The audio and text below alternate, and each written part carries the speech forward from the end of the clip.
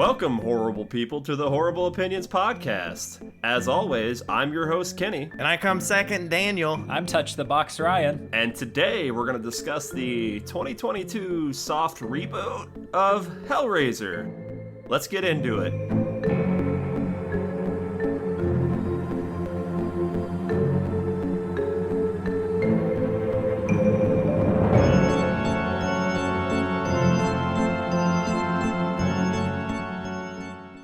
Okay, let's dive right into it, fellas. Daniel, what can you tell me about Hellraiser?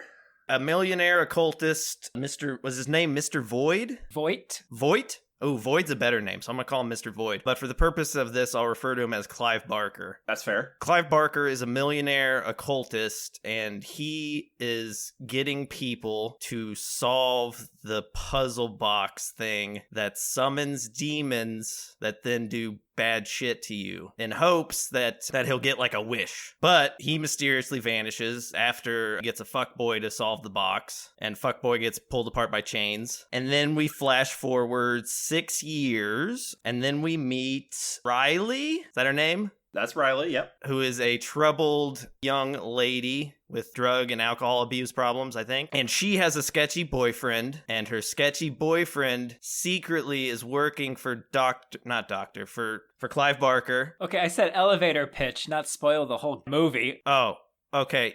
He's not sketchy. He doesn't work for Clive Barker. No, he is sketchy. Oh, he is sketchy. Here's how you know he's sketchy. He's got a really nice apartment, but no job. Good point. So he gets her to steal the box. He gets her to steal the box. A series of events unfold where various people in her life accidentally solve the box, get cut by the box, and then disappear, and she has to investigate, diving deep into the occult to figure out what is going on. There you go.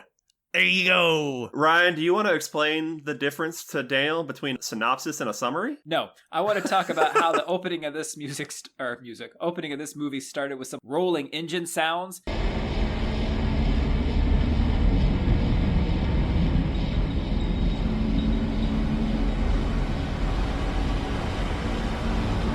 It immediately made me think of Meatloaf's "And I Would Do Anything for Love," because it has a rolling engine in the beginning, and so I laughed at the beginning of this movie. Okay, new drinking game for our 5 listeners is every time Ryan makes a meatloaf reference in a podcast episode, you take a shot. But I won't do that.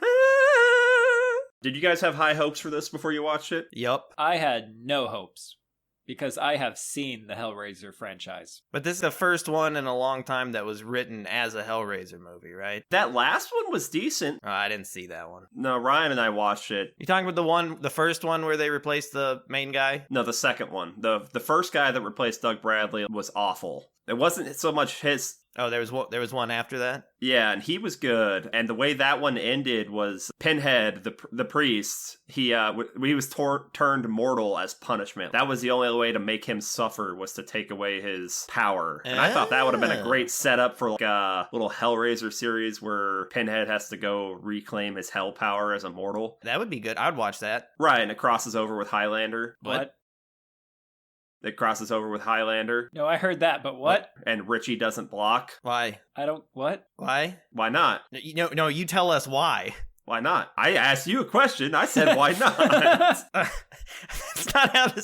You can't just say something... You cannot just say something super crazy and then just say, why not? This is what he's doing, Daniel. He's creating a verbal hellbox that we have to solve with our words and our minds. I did that at the start. And once we do it, we're going to get torn apart. The chains shoot out of the wall and Duncan's over there. Ching, ching, ching. Chopping them off with the swords. Oh, now I'm on board. I like this. That's what I'm saying. Did any of you write down all the different configurations of the thing? No, I was going to look it back up. I had it looked up last time to see, because they go in the different lament cubes configurations. Some of them aren't cubes at all. I'd argue that most of them aren't cubes. Yeah, let's file that under plot hole. Did you like this movie? I love this movie. Yeah, I also love this movie. All right, we all loved it. Turn it off. Now, as I told you guys, I was very into watching this movie, so I forgot to take a lot of notes. So I'll just go ahead and... Yeah, at a certain point, I stopped. Yeah, I'll give you the quick rundown of my very few notes. First one is, this is sarcasm for those of you who don't catch this, but, wow, so gay. I'm surprised. Clive has got to be pissed about that, macho man that he is.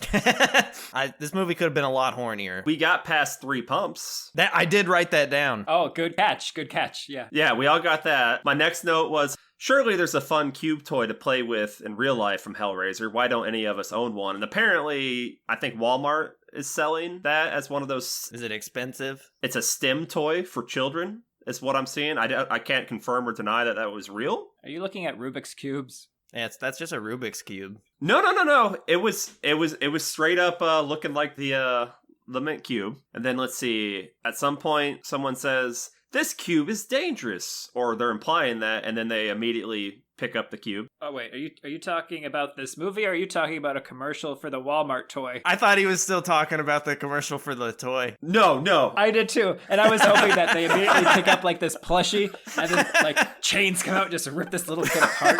Look, I would buy all of them if that was the commercial. That's the Walmart commercial we want. That's the one we need. No, that was the movie. Let's see. I would say I'm tired of rich people being evil, but you wouldn't know if I was talking about the movie or not, so I guess it fits. And then I got real dumb with it, and I said, "These are Cenobites. I miss the full-sized ones." Oh my god. Oh jeez. Yeah. You really did just start watching the movie.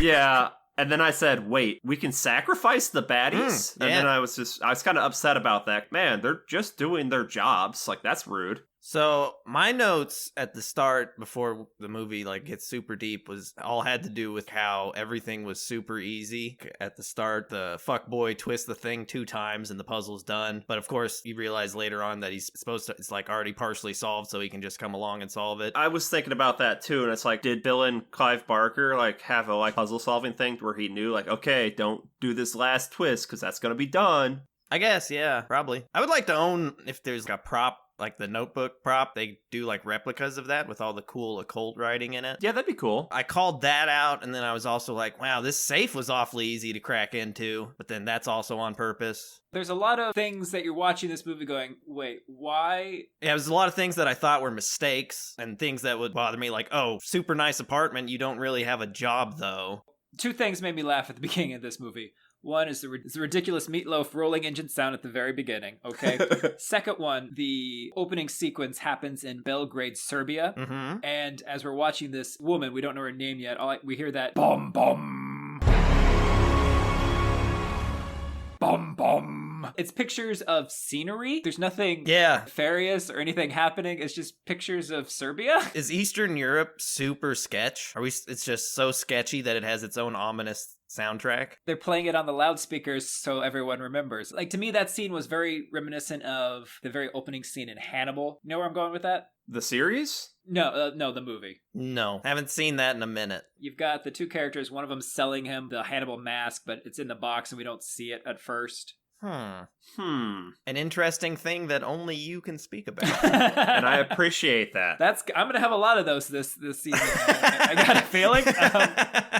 Yeah. So Kenny and I are just gonna back up, and you go ahead. I've got at least 36 things to say about this movie. I would like to compliment. Can I throw a compliment? This movie showed great early restraint. When the brother gets abducted in the bathroom, do you see shadows? I don't even know if you see shadows, but you just hear things. Oh, it was so good. And even backing up before that, I agree with you, Daniel. Even up before that, so the character who was Joey, the fuckboy who gets torn apart, he's just in the background, not even in focus. Right. You can see his body lift, but it's out of focus. We're focusing on Voight in that moment as he's got the newly configured Hellraiser cube and doing something to it. So, like, yeah, I agree. I really enjoyed that. Mm-hmm. That they're waiting to introduce us to the gore. Whereas in the original Hellraiser, it was torn apart right in front of our eyes within the first 10 minutes. Yeah, which is good too. Great. Fun fact. This is one of my 36 things that are the trivia on IMDb. In the bathroom scene, there is an autograph of Tony Todd on the wall and a small drawing of a Blair Witch Stickman figure. I wondered if that's what that was. That is a fun fact. Thank you for that. I didn't notice the Tony Todd autograph, but I was also wondering about the Blair Witch Stickman figure. That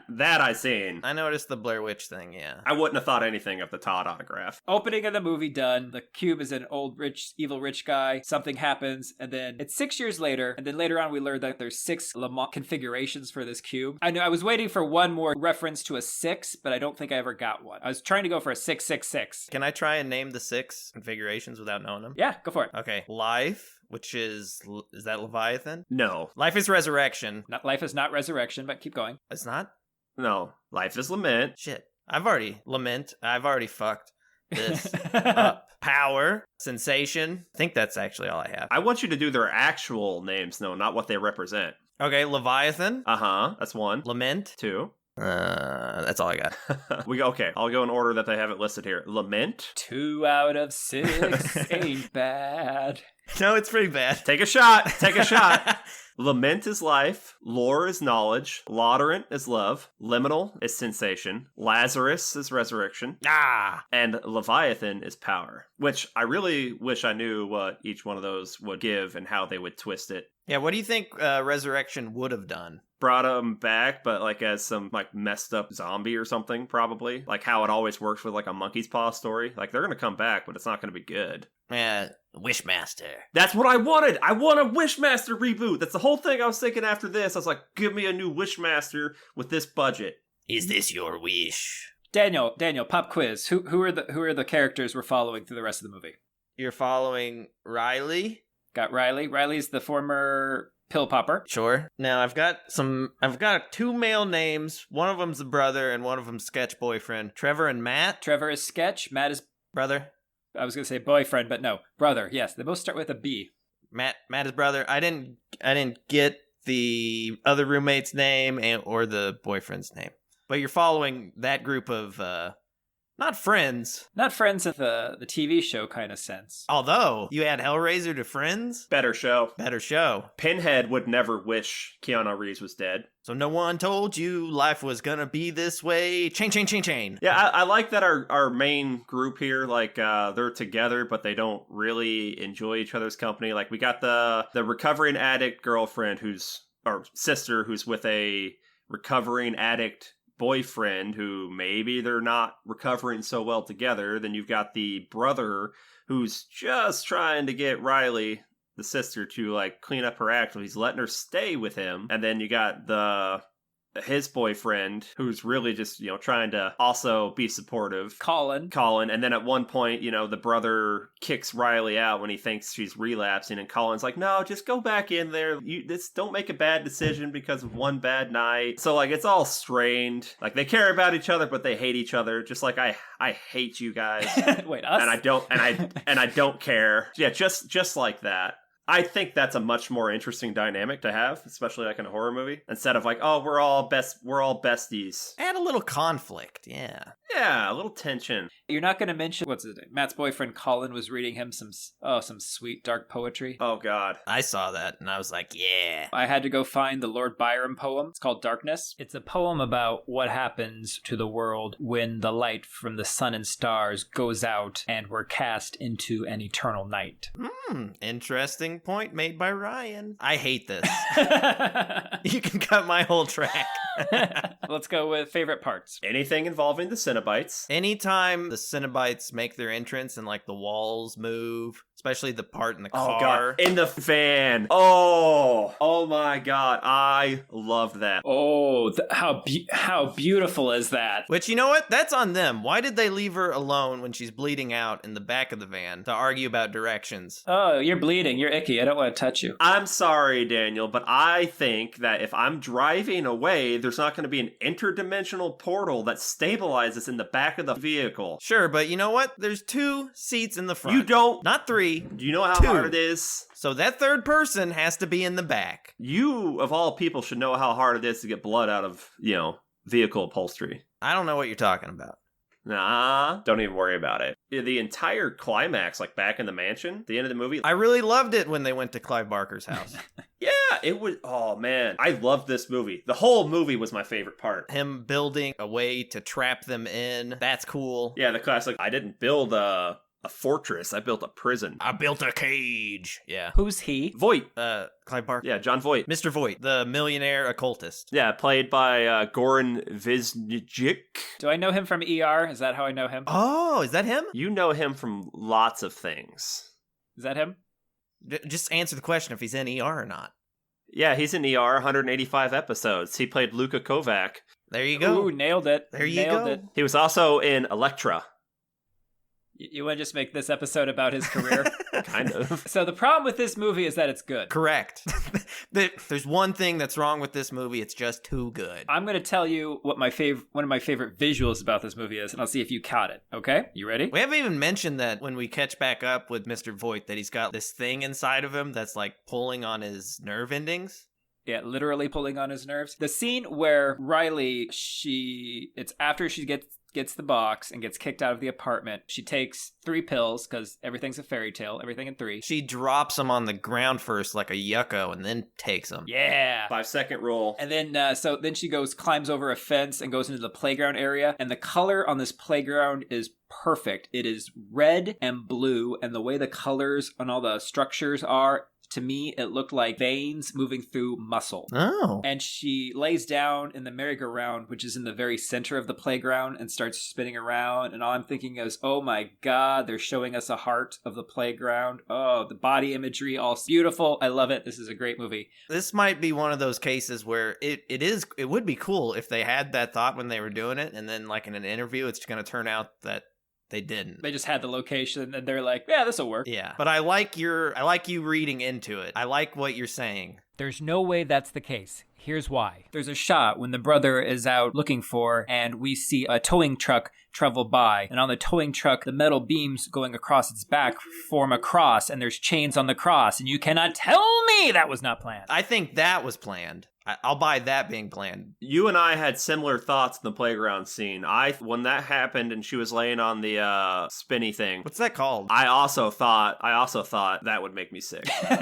Those thoughts sound nothing like what Ryan's thoughts were. Oh my God, I couldn't do that. Ryan's thoughts were like intelligent and like he had thought about it. You was just like, man, I get dizzy. Yeah, I feel bad about it, but that was, every time I see something like that, I'm just like, oh my God, I can't do that anymore. I went on the teacup ride with one of my daughters, and I didn't want to spin, and she looked at me all sad. I want to spin. And I'm like, oh my God. And I spun it. And you're like, you're a little Cenobite. For the next hour and a half, I thought I was going to throw up. Cannot do spinny things anymore. And that's my personal hell. Did she look at you and say, save your breath for screaming? She did. Oh, another line that I like is when she is hanging out with the boyfriend, and I think he says that they're just being lonely together. Such a romance guy. But of things we should say from this movie, I think we all need to incorporate the "we have such sights to show you" line into our like daily. It worked great for your job. I've definitely sure. Man, do you guys have any good bread? I have such smells to introduce to you. We have such, what's the line? Line? Oh my God, we have such sights to show you. We have a couple crackers we could pass along your way. Bread, hard to come by these days. Ah, sir, we have such sights to show thee. Save your breath for eating. This movie had good lines in it. Yeah. This is a real movie. Yeah. It might be the best movie we've watched. So far. Yeah. Wall to wall. I'm not saying it's the one I enjoyed the most. My only complaint is that it could have been hornier. You wanted more of the BDSM in there, yeah? Yeah. Not just chains for torture, but you wanted chains for fucking. Yeah. So that first movie, it was, what year did that come out? 80s? Anyone? Brian, you don't have this on the top of your head? Through some creative editing, I might. Oh yeah, the first one was in 1987. Yeah, at the time you could probably get away with a lot less sexual stuff, especially regarding gay people in movies and things, than you could now. So I think they really could have pushed it further than they did. I mean, how much less? Are we talking, is there a limit on how many pumps we can have in the sex scene? I believe at the time they could only have, what was it, 3? After 3 it became offensive, apparently. There were a lot more than 3 in this, so they pushed it there. I was gonna say, did anyone count the pumps? I didn't count. I stopped counting after 3 because I was offended. Yeah, as soon as I seen 3 pumps, I was like, we broke the 3 pump barrier! We need to rewatch now to see if there are 6, because if there's 6, then I get my 666. Oh my God. Point being, could have had more sexy stuff. Rai, you and I have both read The Hellbound Heart. Ryan, would you agree that at the very least for Pinhead, this seemed a lot more accurate to his description? Yeah, Because, I mean, in Hellbound Heart, only referenced as the priest, never referenced as Pinhead, right? Right. It's the priest. That one's, more androgynous. I equate it with, almost with, what a Catholic angel should be, having all the genders and yet genderless at the same time. Right, we're not talking one of the, 30,000 eye ones, right? We're not talking about the three-headed version, no, but another variation on it. So, also, I love that the dress that the priest Pinhead is wearing is just more skin. Yeah. I like the change to, the little pearl-tipped dressing pins. Yeah. Instead of just the flat-end, almost nail-looking things in Doug Bradley's. This time it made it look a little more, I don't know, more elegant in the brutality when she pulls it out and then sticks it in. Right, because, the priest, more so than any of the other Cenobites, is horrifying, but also beautiful. Yeah, I mean, that's the only way I can think to describe it. It's so pretty, but my god, that is terrifying. You want to hug it and dance with it and kiss it and smooch it and run away and...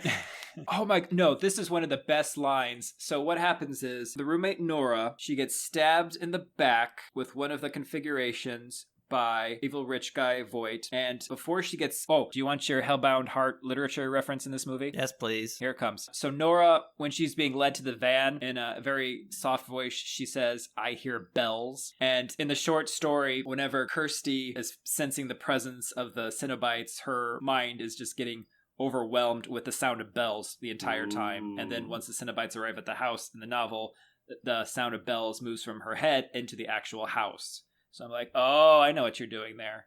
I love it.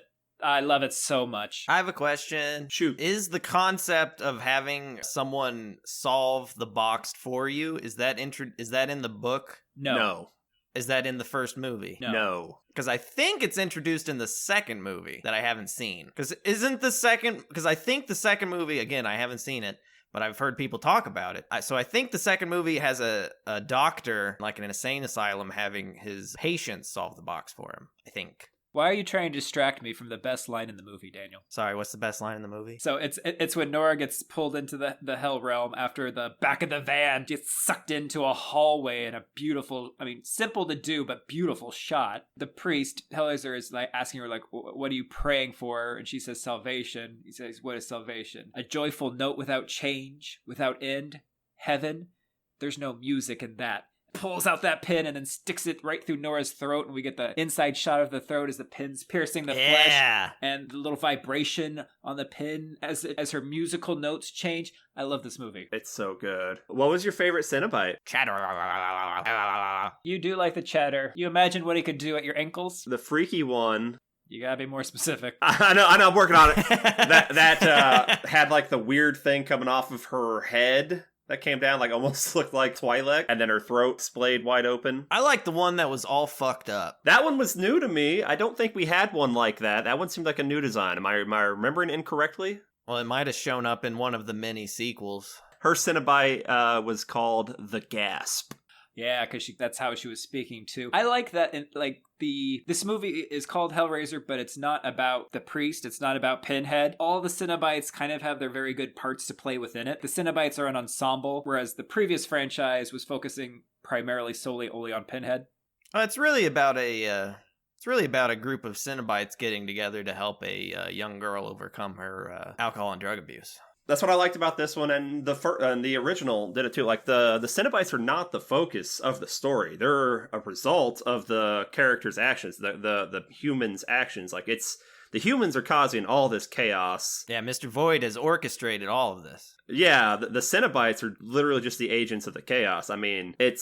They're not supposed to be the focus. Yes, the priest is kind of the leader-ish of the Cenobites, just because he usually has the most speaking lines, and for whatever reason, that's also the design that kind of stood out most to people. And that's kind of where a lot of the sequels lost their way, was just too much Cenobites. It's like getting Jaws and then just staying on the shark the entire time. Putting the shark on a bus, so we always saw him all the time driving around town. So I can't really... This is the first time that 6 configurations has been introduced into the mythology. Is that right? Okay, that was another question I had. Yeah, I thought the entire thing in the past was always just the lament cube. I didn't think we got wishes and shit. Yeah, I thought you just solved it once. right? And it was supposed to be really hard to solve. Well, it seems like anyone can do it because we have so many different movies. Well, it wants to be solved. Yeah, I'm not going to lie and say I remember much about most of the sequels other than they sucked. In the first movie, it's not the hands that call them, it's the desire. So it's your desire to solve it more so than your ability to solve it. But that's first movie where you like you said, Kenny, this feels like a soft reboot of what it is, yet it's adding a lot more mythology to it. So I just couldn't remember if all these different configurations had been something that was introduced somewhere before or if that's new for this movie. Can you name all the ways that Trevor is a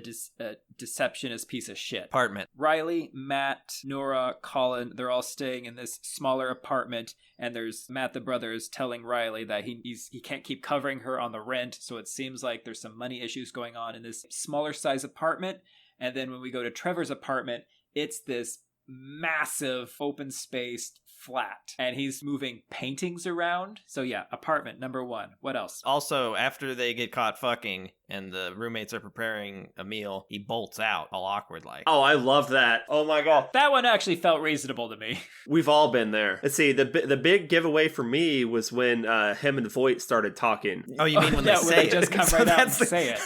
Yeah, that was near a the dead very end of giveaway. the movie. Yes. The heist on to get the cube is a giveaway too, because it was so easy. Well, and something that I noticed about that entire I don't know what this movie, if there's a message about, I think it comes back to desire, because he's telling her when he's talking about this to go steal this thing, he doesn't say what it is, but he keeps telling her not to do it. But he's doing it in that reverse psychology way to where everything she does, she's doing it by herself. It is her own agency that's propelling her to do it. So she's, cracking open the safe. She's the one who reaches in and takes out the box. She opens that box and she's the one who takes out the cube. She's the only one who touches the cube. He never touches it. And I'm watching all these things going, what? This seems weird to me. I didn't catch up. I didn't catch him not touching it at all, but like everything else, yeah. He never touches it with his hands. There are points in the movie where she says, hold this for me or take it. And he says, don't you believe me? And he's like, yeah, I believe you. That's why we need to get rid of this thing. He keeps telling her in this movie to get rid of it,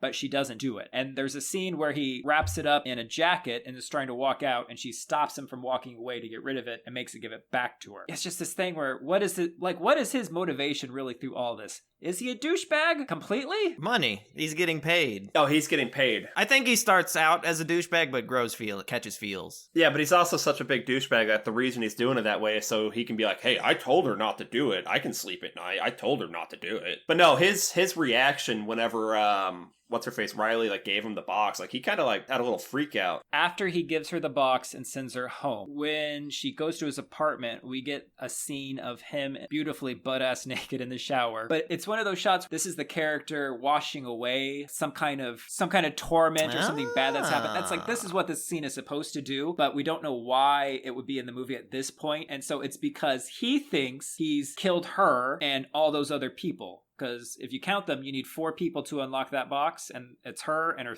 the 3 roommates. There's the 4. That's fair. He's trying to wash it away. Guilt, and then he is surprised to see her when he opens the door, and she hugs him. He does not hug her until she jumps up on him. That also could be because he just took a shower and he's clean. She just came in from the streets. Look, if you're dirty and I just got out of the shower, don't touch me. Yeah, I agree with that. Yeah, your read is completely off. I think Kenny's got it. Don't touch me. Did Trevor deserve to die? Yes. Yeah. He's taking advantage of a recovering addict. I mean, Riley, by all accounts, seemed like, decent chick. So he kind of preyed on the loneliness. Yeah, sure, maybe he was motivated by money, but when has that ever been a good excuse for being a dick? On the flip side, he's paid to do a job. He's just doing the job, But I was thinking before, all the way up to when he gets her to get the box, I think he's acting the intent to, he knows they're all going to die once they take these things, or something really bad is going to happen to him. Okay. But after that, he is telling her, just leave it alone, get rid of it, don't mess with it, throw it away, get rid of it. So I'm wondering, after they don't die like they're all supposed to, and now that's when he grows a conscience. Well, he thought it was going to be easier. Now he's got to actually work to make it happen. You think he's, even then when he's telling her to throw it away and to leave it alone, that's still his backdoor way of just getting her to do it more? Not at that point for me. I think he does start to feel bad, and I think it's because, well, she hasn't died yet, so he's growing more and more attached. He's seeing them struggle through all this. I think he's I done screwed up. But I do also still still think he's in so deep that if she did die at that point, he'd be a little bummed, but hey, it was still the job. My issue is, do I care that he died? No, he was a dick. But do I feel like he needed to die at that point? No. And that's because we established that they could have stabbed any one of the Cenobites, including the one that was right there in the room with them, with the thing, and that would have worked just fine. So this is the moment during your tabletop role-playing game where you've been doing this really hard encounter and your players are just going down, and then one of them figures out, oh, this item, I can use it on the enemies, and the GM is just like, oh, you solved it. There you go. Yeah, and that whole setup, when they figure that out, and then they're like, okay, yeah, let's try to lure one of these things in here and stab it. I love that. But I also think it's a little ridiculous how easy it was to trap the chatter in a door. Yeah. You're gonna tell me like a hell beast, like this is gonna be stuck in the door like that? It's a magic door. We're going to say the door's made of iron because iron repels all evil. Okay, you want to say that. We've established that the Cenobites can open a gateway in a moving vehicle. You're gonna tell me the priest is trapped in a little room just because it has iron doors on the side? Are the walls made out of iron? Well, it's magic. It's made out of occult.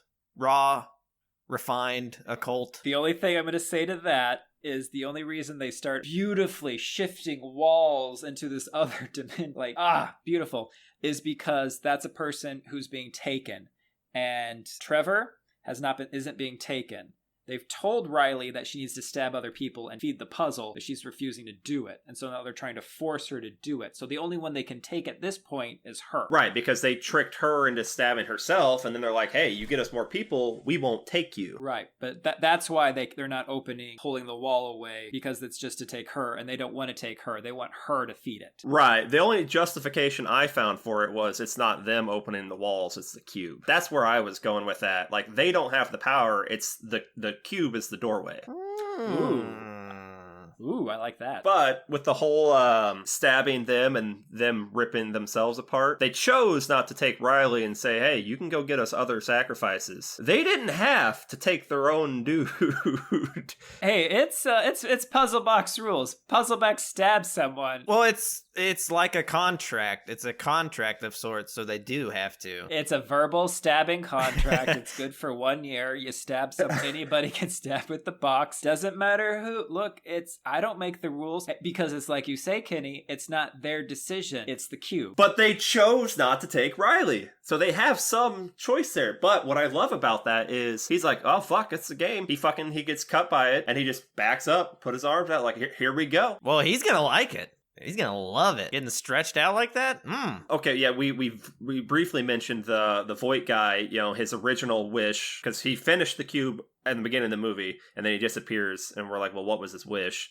And which one was his again? It was pleasure? Sensation. Yeah, and so they put this weird, like, steampunky gear thing with strings, like, massive thing through his chest and back that's periodically pulling on his nerves, giving him extreme pain. Well, the strings are his nerves. I mean, I guess that's sensation through the lack of pain. Like, I'm sure he feels great when they're not being pulled on. No, he's feeling the pain. He's feeling all of that. That's what I'm saying. You feel the pain, but in the moments when it's not pulling, that's got to be the good feeling. Like, it's not called good sensation. It's just sensation. Look, hey, potato, or tomato. Either way. So he wants that gone. Don't know why. Right? And then they're like, oh, you don't like our gift? Like, okay, well, how about we can trade it? I don't even think he needed to finish the cube to trade it. The priest seemed okay with trading it in general. And as soon as they're like, well, yeah, maybe you like power. My first instinct was, yeah, he's going to get turned into a Cenobite. So how do we feel that the main villain in this movie gets rewarded at the end? He put in some work. Well, he put in the time, so... They were impressed with his devotion and work. This entire movie is him auditioning. I liked it because we're following the Cenobites' version of morality. We're not following ours. Gift? Like, they're bad gift givers. Ultimately, yes, they are bad gift givers. They're giving people what they would like, what they see as good gifts. So don't do a white elephant with Cenobites. Right. That's the moral of the story here. So I watched all the credits because that's what I do. And when it got to the music, there was an instrument that I had never heard of before. Ooh, lay it on me. I don't know the pronunciation. Stroh, Stroh, or straw, a Stro violin. If you have not seen one of these things, go Google image search it right now, because it looks like a violin unlocked the cube and made a deal with a Cenobite. It's this combination of wood and metal that makes it truly look like something they would play within the Hell Cube. This fucking looks like the thing that was in his back. Okay, it looks like a violin / blunderbuss. Yeah, like is that just a horn attached to it? Yeah, that's just a horn. Like if I play the right note, you're gonna get blasted with scattershot, and I'm gonna fiddle on your grave. I love this movie. I love that this movie has all of these little things in it. It's the Easter eggs that I wish Sharkside of the Moon had but didn't. I'm getting them here. I can get so many things that Sharkside of the Moon didn't have from anything else. Well, about to hit the old dusty chainy trail. I gotta get my hooks in order. I've got pins to wash my face. I've got a throat I need to slit my open. boy. I got some pills that I dropped on the street. Ooh, can I give a recommendation? Give a recommendation. Hellraiser. Yes. Okay. Other recommendations I would have if you liked this movie specifically, anything from this director, honestly. David Bruckner. Recently he had success with The Night House. It's a trip of a movie. I didn't love it, but I get why other people did. The Ritual was pretty good. I love The Ritual. Yeah, The Ritual was pretty good. And then he had some segments in the Creepshow series and in the first VHS that were both pretty good. And then his first feature-length film was The Signal in 2007. Oh, one more thing. Can we talk like the first time we see the cube? We see the four corners of it, and then the camera slowly pans around, and we see that it's actually not a cube. It's elongated column, so it's been warped. Oh my god, cinema! Yeah, I was more like, what the fuck did they do? That's not a cube. It's not the Lament weird diamond thing. Well, it's the Lament configuration. I didn't remember that. I always just referred to the whole cube itself as the Lament cube. Who broke it? Someone's gonna be in trouble. But now we know. Lament means? Life. I like to imagine in this universe there's, how there's like Rubik's Cube competitions where they do it real fast. I want to see who can get through all 6 configurations the fastest. You think it's like a 6-man team? Yeah, and you just have, I don't know, like puppies at the table to stab to get through each one. What the fuck? That's Airbud 13. Okay, horrible people, let's get the hell out of here. Wah, wah, wah. As always, I've been your horrible host, Kenny. I've been Daniel and will remain being Daniel. Yeah. Go read Darkness by Lord Byron. This has been Ryan. Bye. Bye-bye.